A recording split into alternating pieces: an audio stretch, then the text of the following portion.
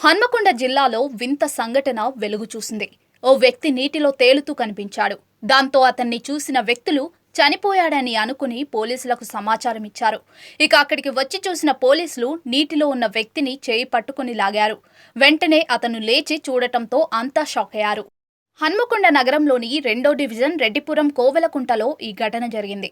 ఓ వ్యక్తి సోమవారం ఉదయం 7 గంటల నుంచి 12 గంటల వరకు నీటిలో ఉండిపోయున్నాడు. ఎలాంటి చలనం లేకపోవడంతో స్థానికులు అనుమానం వ్యక్తం చేశారు. తమకు ఎందుకొచ్చిన గొడవ అని పోలీసులకు సమాచారం ఇచ్చారు. ఎవరో చనిపోయి పడి ఉన్నట్లు చెప్పారు. దాంతో పోలీసులు వెంటనే అక్కడికి చేరుకున్నారు. అప్పటికి నీటిలోనే పడి ఉన్న వ్యక్తిని లేపే ప్రయత్నం చేశారు.